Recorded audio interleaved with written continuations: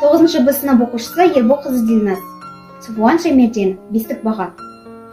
Бүгін біздің үйімізде үлкен қуаныш бар. Жаны 2 сыныпқа көшіп отыр. Жол бойында 4 рет ауырып сабаққа бара алмай қалған еді. Бірақ соған қарамастан барлық пәннен 5-ке шығып отыр. Біз үй іші болып кішкене қуанышымызды тойладық. Аздап жананы көтермелеп мақтап та қойдық.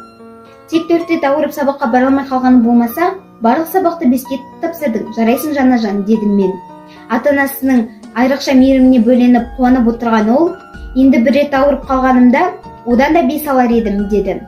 Бала түсінігі қандай қызық десеңші.